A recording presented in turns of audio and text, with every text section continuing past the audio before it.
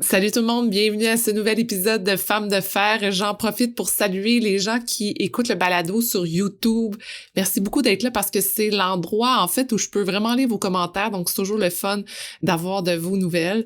Et cette semaine, eh bien, c'est le temps de s'inspirer, de s'émerveiller, parce que je reçois la chorégraphe Rodney Désir. Et de son propre aveu, eh bien, Rodney n'a pas un parcours typique en danse. Elle a pris la track d'à côté et ça m'impressionne énormément parce qu'après avoir voyagé à travers le monde pour faire son projet Boat Trail, qui mélange la forme documentaire et la danse, elle se mérite entre autres le Grand Prix de la danse à Montréal. Elle développe présentement un projet avec l'Orchestre symphonique de Montréal et veut également créer une nouvelle chorégraphie qui met en valeur ses questionnements sur les changements climatiques. On parle de rêve lucide, de challenge de la création libre et d'humanité. On écoute Rodney dès maintenant. Bonjour à vous, je suis votre animatrice Sophie Montminy et je me suis donné la mission de vous faire découvrir des femmes qui décident de faire entendre leur voix et de bouger les choses dans leur communauté, leur travail et leur famille. Peu importe où vous vous trouvez en écoutant le podcast, on a besoin de leaders positifs comme vous. C'est le temps de se laisser inspirer, d'ouvrir vos horizons et de changer le monde un pas à la fois. Bienvenue à Femmes de fer. Bonjour Rodney! Bonjour! Ça va bien? Ça va très bien, merci. Et toi? Ça va très bien. Je dois dire que je suis très excitée de te parler aujourd'hui parce que pour moi, la danse, c'est la vie. Et là, de parler à quelqu'un qui vit de la danse, c'est un beau moment pour moi. Je suis très, très contente de te parler. Ah, merci, c'est réciproque. Quand je regarde ton parcours, j'ai l'impression qu'il y a beaucoup de choses qui ont été faites dans l'ombre et d'autres qui, des fois, ont été très marquants, parlés, mis de l'avant. Et peut-être que c'est juste une impression, mais je voulais t'entendre parler un peu sur comment tu vois ton parcours jusqu'à maintenant dans le milieu de la danse. Bien, ça a été ardu. Ça a été vraiment ardu. Je pense que ce qui m'a... Mon parcours, je l'ai fait de façon très comme un enfant, mais avec un certain vécu, qui pense que les portes vont s'ouvrir facilement, puis qu'on fait une œuvre, puis ensuite de ça, ben, on en fait une autre, puis les diffuseurs, ben, ils vont diffuser. Donc, j'étais un peu naïf là-dedans. Je pense que la naïveté m'a sauvée bien des fois aussi, parce que ça protège d'une certaine façon. Quand tu sais pas, ben tu sais pas. Tu y vas avec tout ton cœur en disant pas, ouais, j'ai reçu tant de refus. Mais de fil en aiguille, j'ai commencé à avoir un regard un peu plus adulte sur qu'est-ce qui se passait.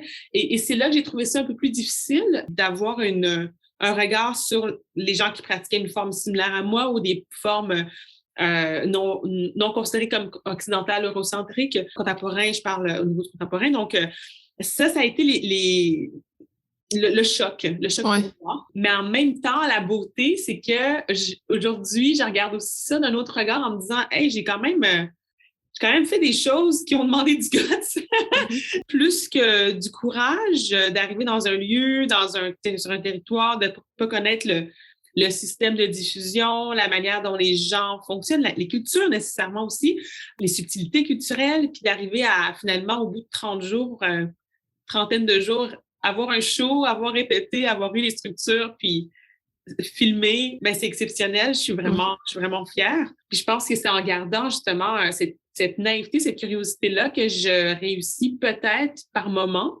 pas tout le temps, mais par moment, à avoir des conversations un peu plus intimes qui permettent de donner lieu à des diffusions qui sont vraiment des vraies collaborations. Est-ce que tu penses qu'en entre guillemets, foutant un peu des structures, tu es capable de dire, moi, je crée qu'est-ce que j'ai le goût, qu'est-ce que mon cœur a le goût de créer, et ensuite, ça t'amène des partenariats qui ont le goût d'amener ça de l'avant.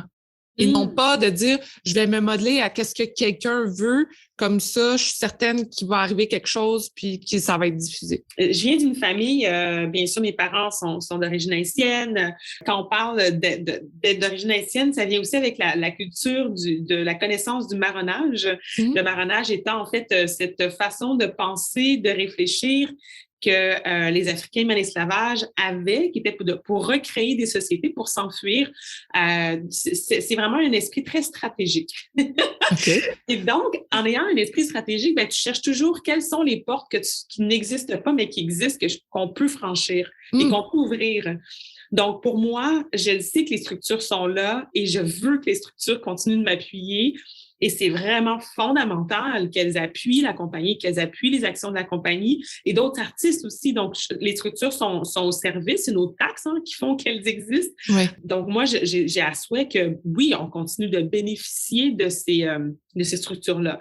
Parallèlement à ça, ben, venant d'une famille aussi d'entrepreneurs, d'immigrants, ben, on a toujours appris à voir comment est-ce qu'on peut faire mieux avec ce qu'on a et comment on peut multiplier ce qu'on a. Puis finalement, ben, je me dis, OK, ben, si moi j'ai une démarche qui est chorégraphie documentaire, ben, ça résonne quoi dans le monde ben, pour un banquier? Donc, je tente d'adapter mon vocabulaire aussi aux banquiers quand je les rencontre. Je tente d'adapter mon vocabulaire à des gens qui sont en innovation, des gens qui sont dans le domaine plus créatif, qu'on appelle les industries créatives. Je joue à la caméléon pour faire en sorte que toutes les portes possibles et imaginables s'ouvrent, même celles que je ne penserais pas. Puis ça, c'était le plus gros apprentissage que j'ai fait de mes voyages. C'est de me dire, il y a des structures qui sont là, elles sont là et je veux qu'elles m'appuient, mais qu'est-ce que je peux aller chercher de plus? Parce que mes projets sont gros. Puis plus ça avance, moins je me calme. Tu veux en faire des plus gros? Ben, c'est parce que j'en parlais à une amie dernièrement, puis j'ai tellement... Un de mes plus grands plaisirs, c'est de rencontrer des gens qui ne sont pas dans mon milieu, qui ne comprennent pas qu'est-ce que je fais, puis de parler de leur milieu. Puis finalement, à la fin de la conversation, la plupart du temps, je me dis, hey, moi, j'aimerais ça, faire ce métier-là. Je pense que j'ai raté ma vie parce que je vois la beauté comme leur passion par rapport à ce qu'ils font. Et ça fait partie de mon métier aussi. Toutes ces entrevues que je fais, ces conversations qui ensuite viennent dans mes œuvres, ben c'est une rencontre humaine au bout du compte. Donc, mais je trouve ça intéressant de ce que tu parles parce que je vois vraiment un lien direct avec, par exemple, ce que moi je regardais hier, Beau Trail, qui a été vraiment, bon, c'est quelque chose qui te suit depuis quelques temps maintenant, ce projet-là. J'avais l'impression, en regardant ce que tu faisais des entrevues avec du monde, tu as voyagé dans le monde, tu as pris tout ce qui se passait autour de toi, tu l'as intégré dans ton corps, si on peut dire ça, puis tu l'as dansé, tu l'as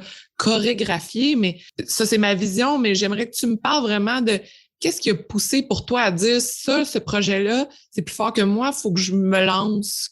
Qu'est-ce qui a déclenché ça? Un après-midi, j'étais dans mon divan, puis j'ai eu le flash, c'est carrément ça. Puis je me posais cette fameuse question de la trentaine, tu te dis, bon, j'ai fait ci, j'ai fait ça, mais qu'est-ce que je peux faire d'autre, de mieux? Je n'étais pas satisfaite où je me trouvais dans ma vie. J'aurais pu continuer, mais j'avais aucun intérêt, ça ne me nourrissait plus intérieurement. Qu'est-ce que tu faisais? Ben en fait, oui, moi j'ai eu ma compagnie qui s'appelle Des Âmes, en fait, qui créait des actions culturelles en réseau scolaire. On a passé environ 7 ans à vraiment avoir une vingtaine d'artistes qui traversaient le Québec, puis qui amenaient l'art dans les écoles. On parle de forme d'ateliers, ateliers thématiques.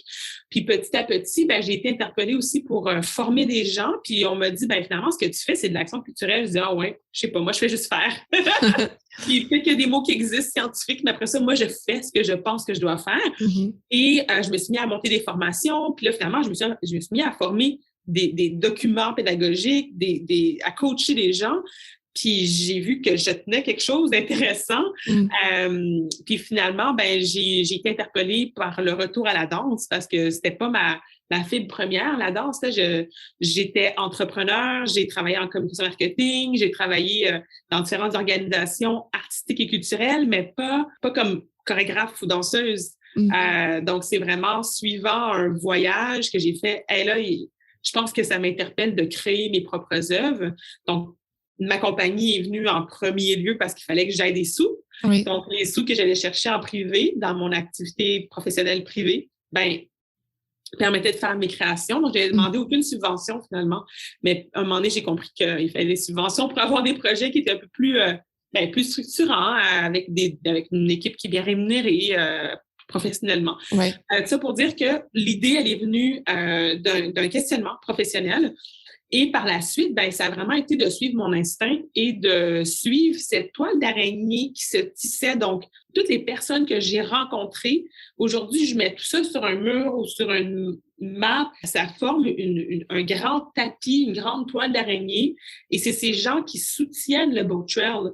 Si je coupe tous ces fils-là, il n'y a rien qui reste. Il y a peut-être quelque chose qui reste aujourd'hui parce que, bon, il y a des archivages documentaires, mais sans ces personnes, sans ces gens qui ont cru bien des fois plus que moi dans le projet, je n'y serais pas arrivée. Puis dans le processus aussi, l'idée est arrivée aussi claire que je le fais encore aujourd'hui, qui est, ça va être 30 jours, je vais rencontrer un musicien, je vais avoir mes boîtes de bois, il va y avoir que mon corps, mes boîtes de bois qui se déplacent dans le pays, le reste, on verra. Ben, en 30 jours, j'ai intérêt à sortir une nouvelle œuvre qui va s'inspirer de la méthodologie de la conversation, de la récolte de témoignages. Il faut que je rencontre des aînés, il faut que je me promène dans la ville, il faut que je passe du matin au soir à faire que ça. Puis pas de vacances, 30 jours, pas de congé, pas de plage, là. Rien. C'est vraiment déterminé. Et à la fin, ben, il faut que ça soit documenté. Donc, c'était 2 semaines intensives, studio toute seule. 2 semaines plus tard, l'équipe de tournage arrivait. On faisait un blitz d'environ 10 jours de tournage pendant que je tentais de livrer mon œuvre. Donc, c'était comme 2 œuvres qui se livraient en même temps. Et bien souvent, des fois, ben, je parlais même pas la langue. Au Brésil, je parlais même pas portugais. J'ai inventé une langue pour pouvoir communiquer. L'espagnol, même chose. Mais on me comprenait. On me disait, on sait pas quelle langue que tu parles, mais tu parles. C'est vraiment ça. Wow. Ils riaient de moi. Ils me disaient, tu nous donnes des indications. On comprend pas qu'est-ce que tu dis, mais on comprend. On va te suivre, là. Puis finalement, le plus beau langage derrière ça, ça a été l'art, la danse, le corps. On peut tout dire, hein. Puis je leur démontrais, mais ils comprenaient de part comment mon corps réagissait sans même que j'ai à parler. Puis ça m'a vraiment montré à quel point la danse, tu sais, on dit souvent, là, la danse, c'est universel. On le dit, mais est-ce que c'est ça qui se passe aussi? Bon, ça, dans ce qu'on a accès, ça, c'est un grand point d'interrogation. Mais c'est vrai que la danse, c'est universel. C'est vraiment d'avoir un corps devant soi qui vibre sous une forme de rythmique, une transformation, une canalisation, plusieurs états qui est en mouvement ou en stabilité, mais bref, toujours en mouvement. C'est déstabilisant. Je comprends qu'il y a des gens qui se disent, moi, je ne suis pas danser. Moi, je ne touche pas à la danse parce que ça effraie aussi de se dire, ah, mon corps peut aller toucher tout ça et donc, je n'ai plus de pudeur. Les gens me voient. On voit les gens. On peut mesurer les gens de par la danse. Pas mesurer, je parle avec excellence, hein, mais vraiment comprendre où la personne se trouve dans son corps. Puis moi, un des jeux que j'aime faire là, quand je descends d'un avion, je laisse les gens aller avant moi, puis je regarde la démarche des gens. Donc, je regarde la démarche des locaux parce que je tente de me fondre le plus possible avec mon corps pour avoir l'air d'une locale, sans parler. C'est ce que les gens souvent vont analyser en Haïti. Avant même que tu parles, ils vont regarder comment tu marches, puis ils vont savoir touriste, pas touriste. Local, pas local. Donc, après vient comment tu parles. Mais si ton corps, tu marches vite, on le sait. Tu viens de Montréal, là, tu vas trop vite. T'as connu le froid. Connu le froid. C'est dans les pays où on vit le froid qu'on marche vite. Quand il fait 40 degrés, tout ralentit, tout le monde prend son temps. Donc, on peut voir le corps. Comment quelqu'un est dans son corps, ça dit tout. Ça dit tout. Puis de jour en jour, là, hier et aujourd'hui, je suis 2 personnes différentes. T'aimes vraiment observer les gens et c'est ça qui t'inspire beaucoup? Oui. Ben, quand j'étais plus petite, mes parents, souvent, je leur disais, je pars au parc, puis là, ils pensaient que j'allais jouer dans les jeux, les modules. Mais non, j'étais assise sur un banc, puis je prenais des notes de comment les gens marchent, puis je me demandais qu'est-ce que les gens font chez eux, comment ils mangent, comment ils montent les marches d'escalier. Leur démarche m'intéressait beaucoup. Ben, j'ai toujours été fascinée par l'être humain. C'est autant que j'ai parfois, et comme un peu tout le monde, des dégoûts. On se dit franchement, là, vraiment, là, on est une des pires espèces. Il y a vraiment des moments où je me dis désastre. Quelle honte. Je ne voulais faire partie d'une autre espèce. Je suis peut-être un insecte. Mais c'est vrai. Mais en même temps, on a tellement le potentiel de créer des choses absolument fascinantes. on a un cerveau incroyable. Utilisons-le à bon escient. Ça serait, on vivrait dans un monde tellement magique. Oui, mais ça prend les deux paradoxes pour être capable de créer aussi. Tu sais, le beau nous amène à voir le laid et les vice-versa, puis ça fait que il y a des œuvres qui nous touchent, puis on ne sait pas pourquoi non plus. Pour être capable de s'ouvrir à différents types de danse, il faut être capable de se laisser ouvrir et être capable de faire, bon, ben, je comprends rien. Parce que des fois, ça peut être intimidant. Je parle de danse, mais ça peut être n'importe quel autre type d'art. Ben, je comprends rien, fait que je peux pas me laisser tenter par ça. Mais un coup on dit, OK, ben, je comprends rien, mais je vais juste observer, puis je vais voir qu'est-ce que ça me dit à moi. Ouais. C'est là qu'il y a d'autres choses qui prennent sa place. Oui, puis je prendrais même, je reprendrais qu'est-ce que tu as dit sur, il faut les deux, hein, ce chaos puis cette beauté. Oui. Et moi, c'est vraiment le moteur de mes créations aussi. Donc, je le disais à une musicienne l'an dernier en studio, elle me disait, hey Rodney, tu sais, t'es quelqu'un qui va rire, qui a du fun, mais faut que je te dise dans tes œuvres, là, parce que moi, je décortique tout à mes musiciens. Je leur dis, là, dans le fin détail, où est-ce que je m'en vais dans ma tête. Mm-hmm. Je leur dis des fois pas tout, mais quand même assez pour qu'ils puissent rajouter la charge musicalement. Puis elle me dit, là, c'est vraiment, là, c'est sombre, là, Rodney, là. Ouais. Ça va? Je dis, ah oui, ça va super bien. Mais en fait, c'est très intéressant parce que c'est ce qui me motive. Pour moi, s'il n'y avait pas de chaos, je pense que j'aurais de la misère à créer. C'est maintenant que je commence à m'intéresser à vouloir... Tu sais, j'ai toujours dit, parler d'amour, pour moi, tu sais, je ne serais pas de ces artistes qui vont parler d'amour dans une œuvre. Je me disais, bon, on a parlé, puis à moins que je parle d'une méga séparation, et même là, tu sais, non. Et finalement, ben dernièrement, ça m'a vraiment intéressée, et c'est ce sur quoi je travaille prochainement. Je me suis intéressée aux maladies cardiaques, comment le cœur est fragilisé au fil du temps, qu'est-ce qui altère, qu'est-ce qui a un impact sur le cœur dans les relations amoureuses, dans le quotidien, dans l'environnement, et qu'est-ce qui, même dans une relation amicale, amoureuse, familiale, vient altérer des portions du cœur, puis comment la création peut avoir un impact aussi sur ce cœur. Et là, là, je rentre dans qu'est-ce que j'aime. Oui. Combien de chaos altère le cœur? Wow, c'est assez puissant. Là, ça, tu travailles ce projet-là pour quelque chose en particulier? Sur quoi qu'est-ce que tu développes? Ben, en fait, c'est un projet, je peux le nommer, ça s'appelle Symphonie de cœur. C'est un projet que je développe avec l'Orchestre métropolitain. C'est un projet qui allie le travail, donc les consultations avec des scientifiques, des cardiologues, le milieu médical et des entrevues documentaires, une collaboration avec l'ONF aussi qui se fait en ce moment, d'exploration de comment on peut déployer ce projet-là. Il aura lieu en 2024 et c'est un projet qui va avoir une alliance entre le chœur symphonique et le chœur de danseurs et danseuses. Puis c'est vraiment une rencontre de corps, de sons, de musique, donc de rythmique, mais également de projection numérique. Puis les spectateurs ont un rôle assez important aussi à jouer dans tout ça parce qu'il y a on tente de voir comment le cœur, même battant du spectateur, peut avoir un impact sur l'œuvre. Oh, wow. C'est dans les explorations, là, mais est-ce que ça va se concrétiser? Je ne sais pas. C'est encore dans ma tête pour le moment.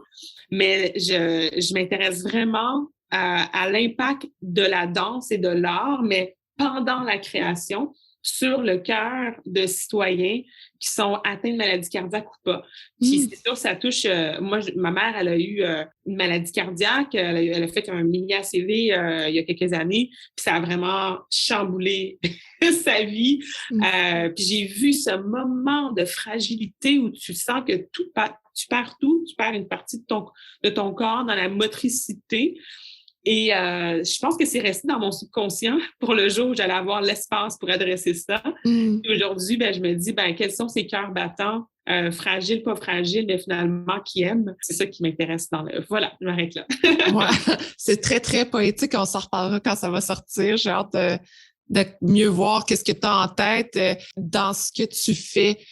Pour toi, c'est important de te dire, là, je m'envole là, puis c'est ça le sujet précis où tu te laisses te découvrir, tu te laisses te surprendre. Tu fais, ah, mon Dieu, je savais même pas que ça existe, puis écoute, on va peut-être prendre cette route-là. Je dirais la deuxième option, qui est vraiment de suivre son instinct. C'est peut-être encore mon côté enfant, là, mais j'ai comme ce sentiment que dans mon bureau, dans mon espace, dans les espaces où on circule, j'ai accès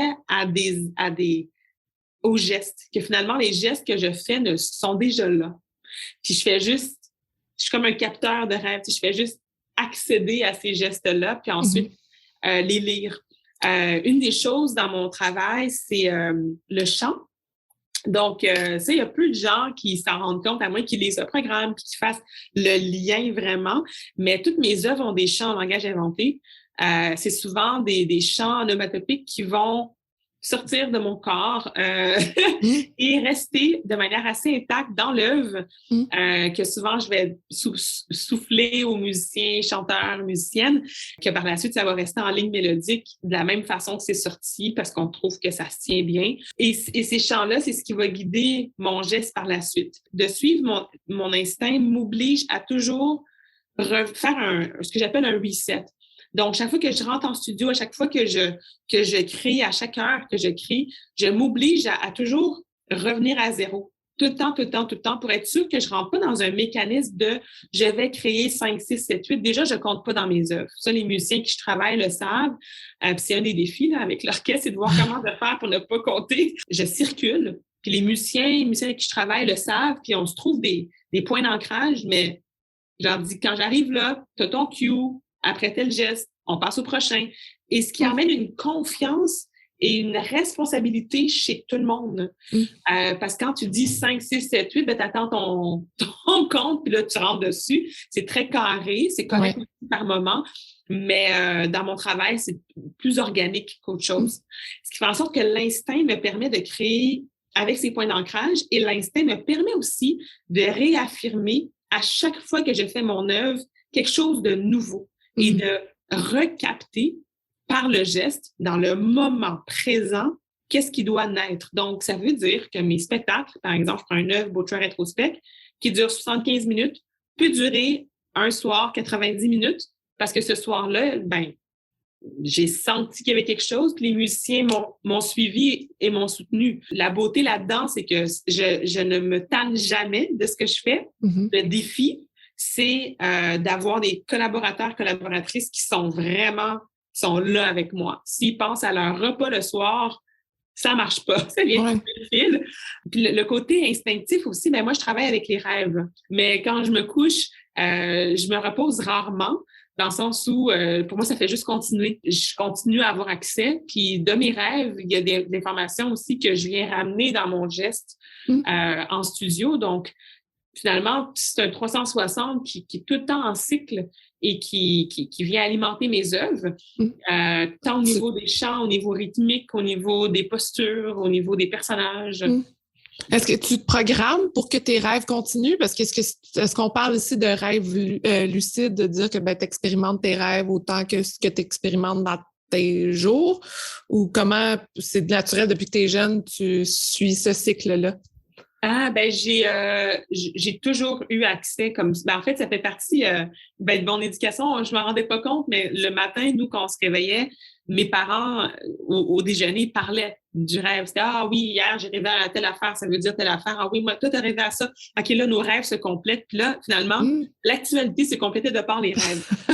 Puis c'était « Ah, qu'est-ce que t'as rêvé? À quoi t'as rêvé? » Puis moi, à un moment donné, je rajoutais, puis je me disais « On s'en fout des rêves. » Mais on s'en fout pas des rêves, en fait.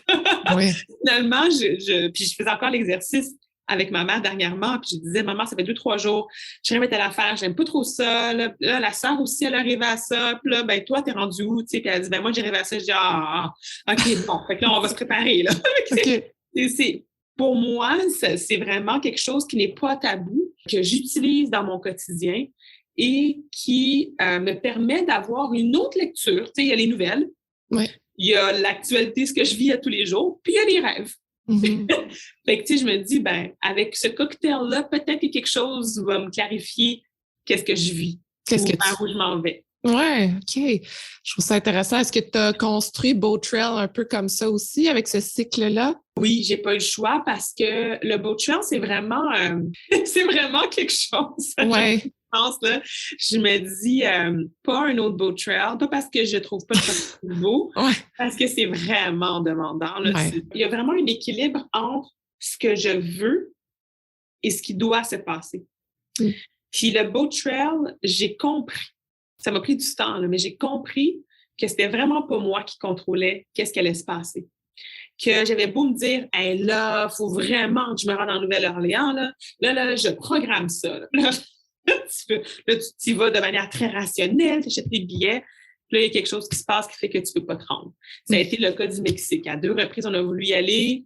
Il y a eu des situations, j'avais toutes mes subventions, tout était placé, boum, il y a eu une inondation qu'il y a eu dans Jalapa. Haïti, c'est arrivé, je ne sais plus combien de fois.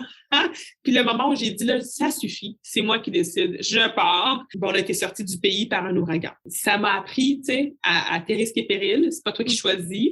Et c'est quand le territoire est prêt à accueillir aussi, parce que je peux juste avancer d'heure en heure en rencontrant les bonnes personnes. Et ces bonnes personnes-là sont dans un café parce que je me retourne, j'échappe ma fourchette, je me présente, puis on me dit « Ah, ben je suis ethnologue. » Je fais « Ah oui, c'est drôle, je cherche justement un ethnologue. » Donc, c'est vraiment une espèce de labyrinthe, mais je dois être branchée tout le temps sur mon instinct.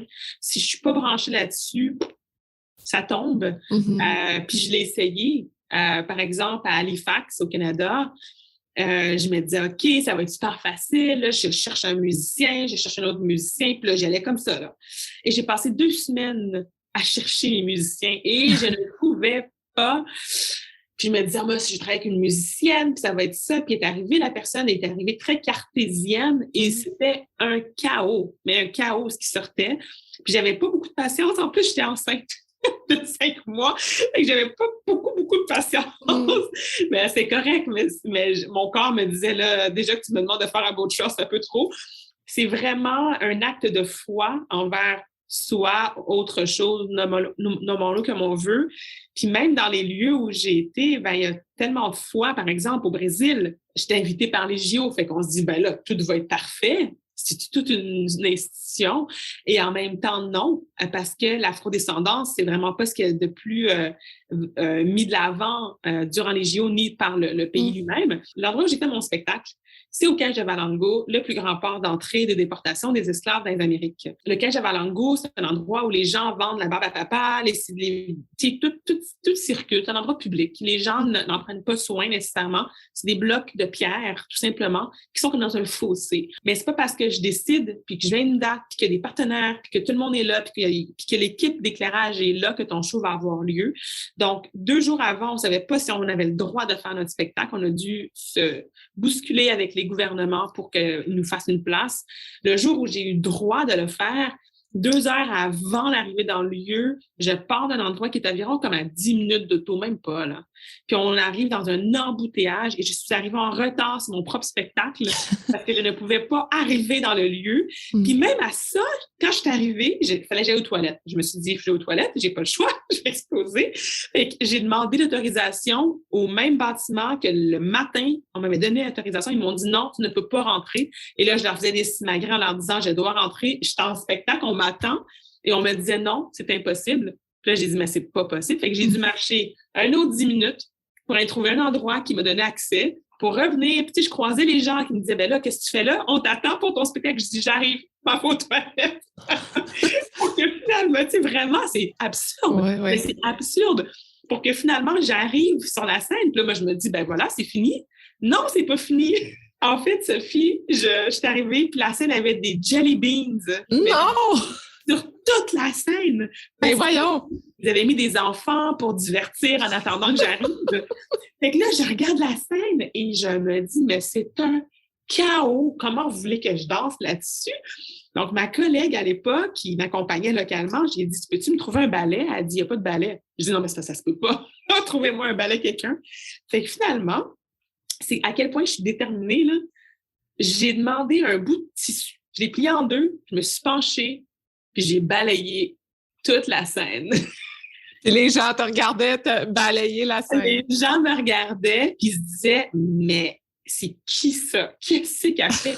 Puis, honnêtement, j'aurais pu demander aux enfants, à n'importe qui, de nettoyer la scène pour moi, mais j'ai dit non, là, comme je pense que j'ai eu assez de défis, là, c'est temps que moi, je fasse mon espace puis que je fasse mon Puis il y a eu un silence qui s'est établi, mais en même temps, en faisant ce geste-là, ce que moi, je ne savais pas, c'est que j'étais en train de faire un geste très sacré qu'on retrouve dans une des cultures brésiliennes, qui est le candomblé.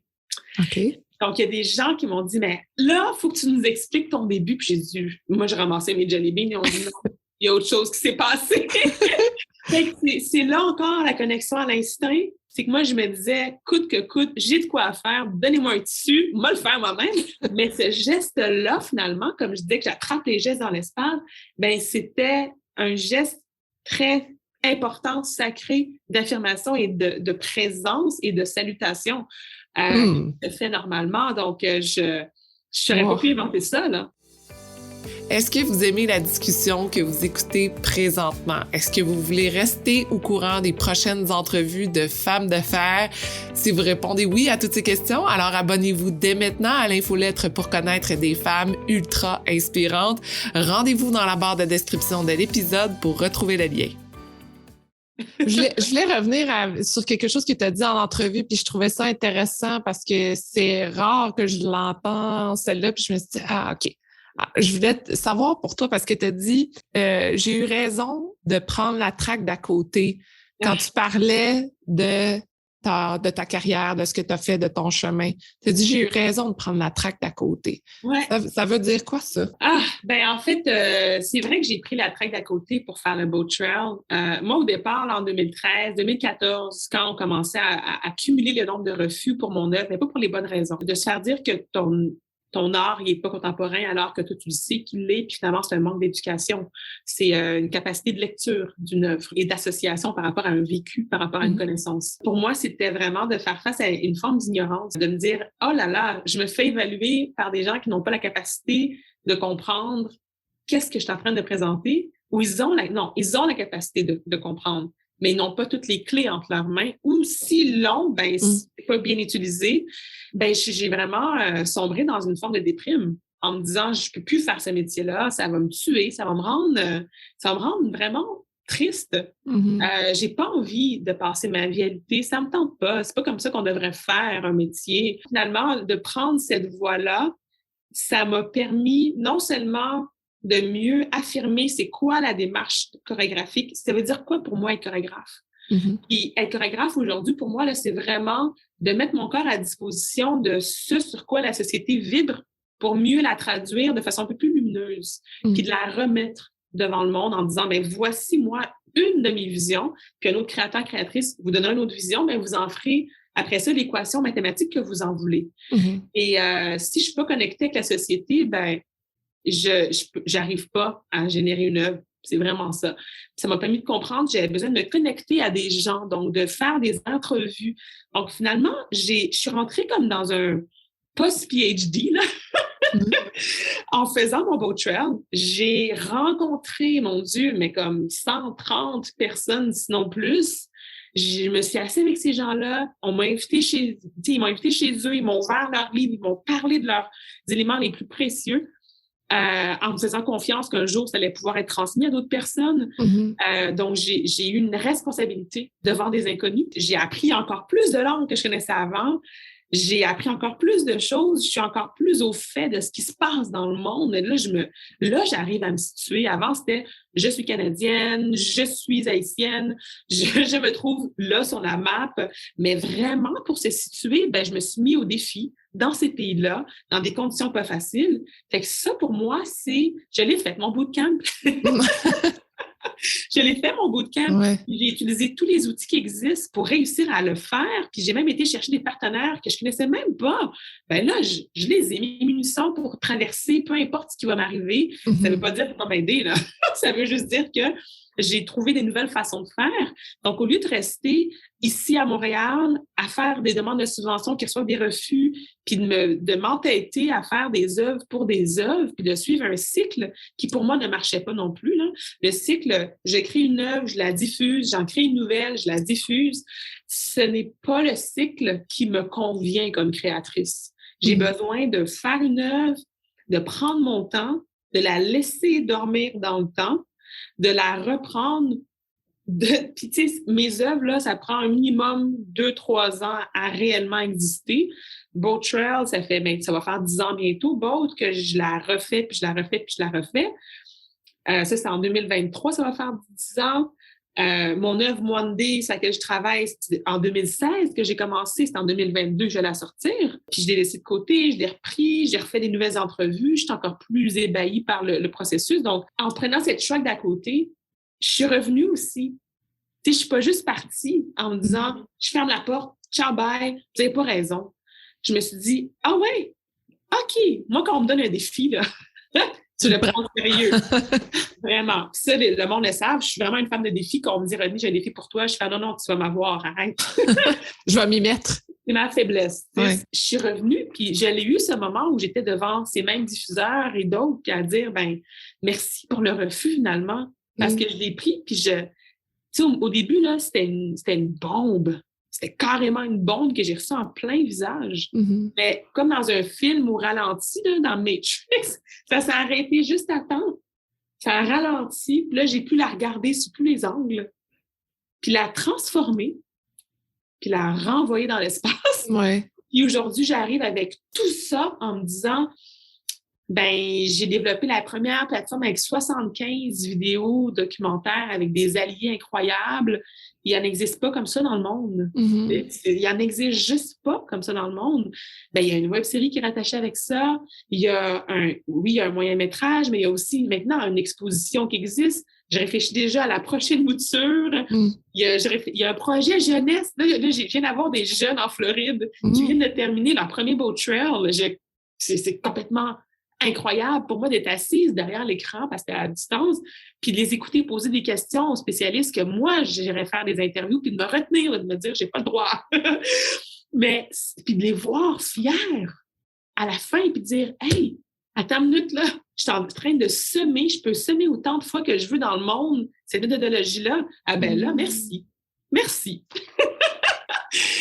Puis, heureusement, j'ai pas sombré dans une déprime où je serais sortie du milieu puis je serais retournée faire des communications marketing, tu sais. Mm-hmm. Mais j'aurais été très malheureuse, très malheureuse.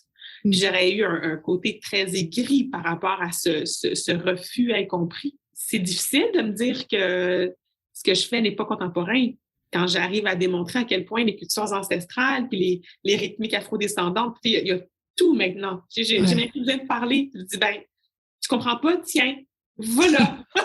Fait que ça me sauve du temps. Ça sauve du temps aussi à d'autres personnes qui passaient un temps fou à débattre.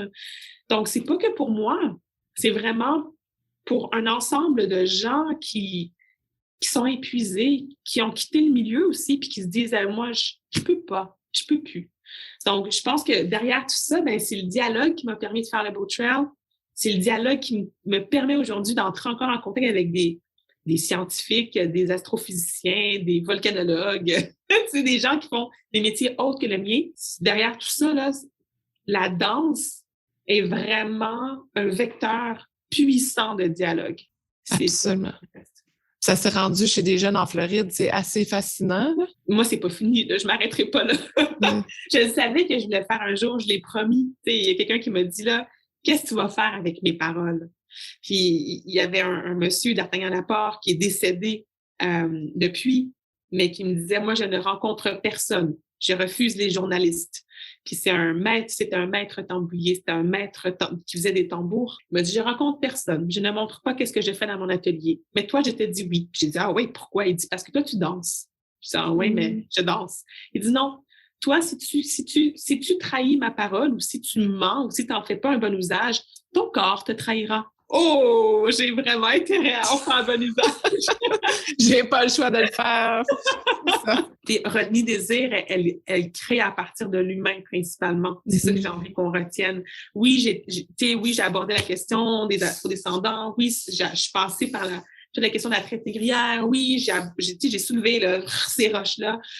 Mais profondément, là, ce que j'ai fait, c'est de rencontrer des êtres humains. Et c'est ça que je vais continuer de faire, que ce soit sur les questions d'environnement, la question des changements climatiques. Je me suis dit, moi, ça m'effraie, ça me chamboule. Mais j'avais pas envie de juste me dire, je vais traiter des changements climatiques. Comment? Je me suis dit, ben j'ai envie peut-être de la lier avec la question de la divinité. C'est qui l'être divin dans les plantes et dans la nature? C'est qu'on se retrouve devant une montagne, on trouve tout le temps, ben pas tout le temps, mais la plupart des gens me disent, j'ai comme un silence, il y a quelque chose, il y a une paix, c'est tellement grand. Tu sais, croyant, pas croyant, il y a quelque chose qui se passe. Quand tu arrives au sommet d'une montagne, là, tu as marché pendant 4 heures. Tu as glissé une couple de fois. Tu sais, là, tu dis, hey, je suis arrivée, puis là, tu vois, tu fais, oh! Donc, ce sentiment-là, je l'ai comme attrapé, puis je me suis dit, et si on l'ouvrait un peu plus large, juste pour comprendre c'est quoi l'impact et la puissance de cette nature sur nous? Et donc, je me suis dit, je vais rencontrer des spécialistes. Fait que là, je commençais à ouvrir mon carnet, puis à appeler des gens, puis à écrire à des inconnus partout dans le monde, puis à leur dire, salut, je suis une chorégraphe, mais ils ne me connaissent pas. Fait que c'est le fun, parce qu'ils disent, ah, c'est une étudiante. Fait qu'on va y parler. Oui. Ben oui, c'est le fun. Puis même à la bibliothèque dans mon quartier, ben j'ai été chercher plein de livres là, sur les champignons, puis sur les plantes. Puis la dame, elle m'a dit, ah, c'est pour votre enfant. J'ai dit, ah oui, ah oui, c'est pour ça. mon enfant. Mais c'est le fun parce que dans le fond, ben j'ai de l'air d'être une étudiante. Et la danse aussi permet ça. En dehors des médias, puis d'être connue pendant un bout de temps, puis après ça, les gens ils oublient. Ben la danse permet aussi de pouvoir se cacher au moment où on veut se cacher, tu sais, de ne pas être reconnu nécessairement parce qu'il y a tellement de transformations qui se passent dans mon corps sur scène que même ma sœur me dit, il y a des moments où je ne te reconnaissais vraiment pas, là, ça faisait un peu peur. Ben, mon corps, ça c'est quelque chose que j'aurais voulu documenter avec une ostéopathe, mais on n'a pas eu l'occasion, c'est comment mon corps se transforme à chacune des œuvres que je fais. Puis j'arrive dans le miroir, je fais « Ah, ben voilà, c'est ça, je suis en création. » C'est vraiment comme toutes les parcelles du corps sont en création. Mes mains ne sont plus la même façon. Tu sais, je prends plus la poignée de main de la même façon. C'est comme si toutes mes cellules se régénèrent à chaque fois. Donc, j'aime ça, cette phrase-là, que je me suis comme trouvée qui est « La création nous permet de nous recréer. » Tu sais, on parle beaucoup d'immortalité, mais moi, je me dis peut-être que l'immortalité est dans la création. Là. Parce que quand les gens nous quittent, quand c'est des créateurs et des créatrices, de quoi est-ce qu'on parle souvent? C'est de leurs œuvres. Bien souvent. Ça me touche beaucoup ce que tu viens de dire. J'adore ce que tu dis. Là, tu me parlais des changements climatiques. Est-ce que c'est là-dessus que tu travailles pour ton œuvre que tu veux sortir prochainement? Je travaille sur Mwande, qui vient du mot monde, mais c'est aussi Moon. Moon en créole, ça veut dire les personnes, les humains, mais apparemment, ça veut aussi dire être divin. Je m'intéresse vraiment à l'être divin chez l'être humain et dans la nature, mais je questionne les êtres humains, les rêves et l'espace pour tenter de faire un peu de lien dans tout ça. C'est 5 interprètes sur scène avec une 6e interprète qui est une grosse pellicule d'aluminium qui prend différentes formes, qui devient à la fois torrent, ouragan, volcan ou juste ciel. Puis ça va être présenté où? Ben, je sais pas si je peux le dire. OK.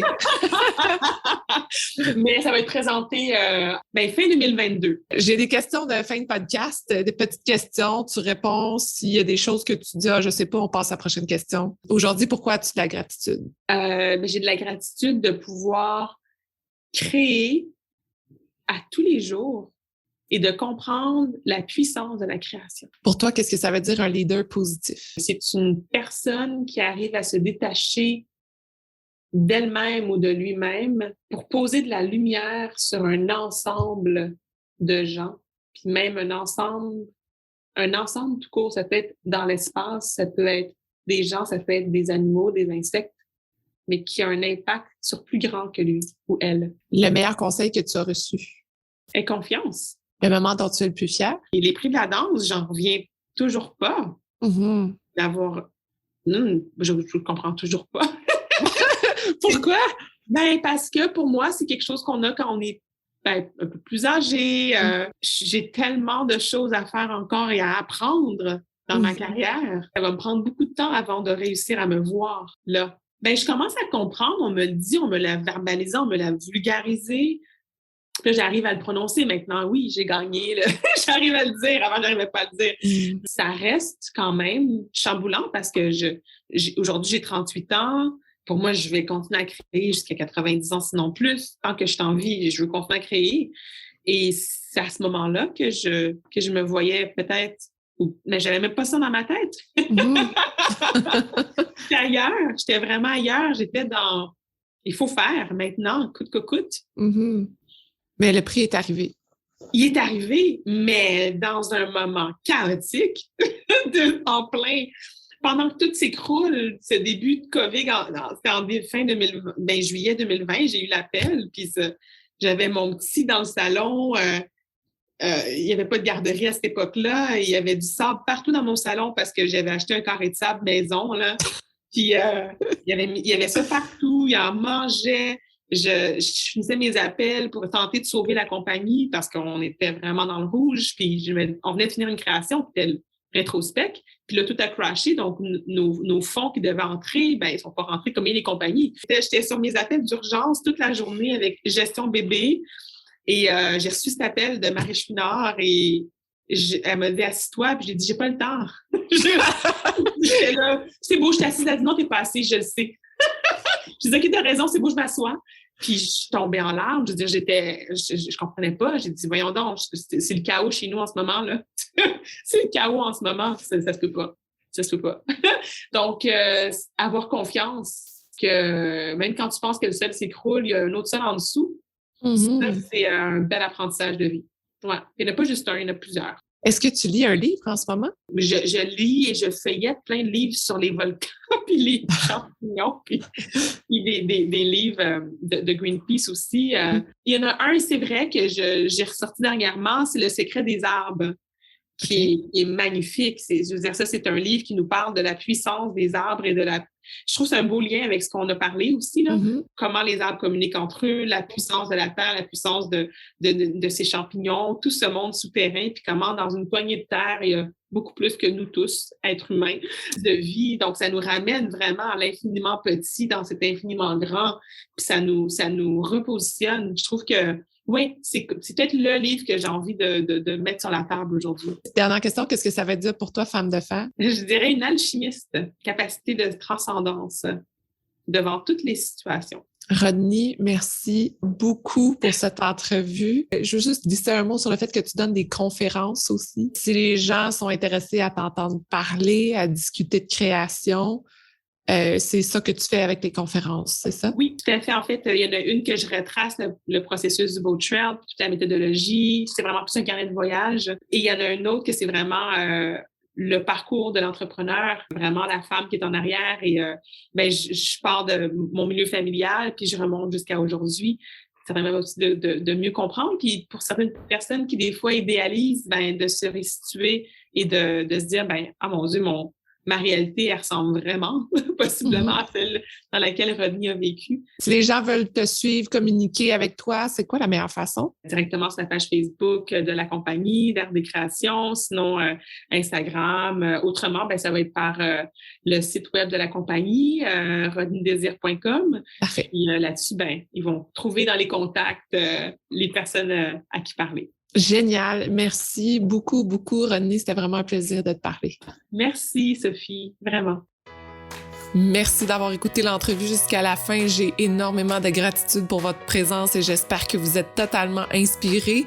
Si vous voulez garder contact, rendez-vous sur le Instagram de Femmes de Fer et vous pouvez également vous abonner au Patreon de Femmes de Fer pour encourager l'équipe à produire encore plus de contenu pertinent pour vous.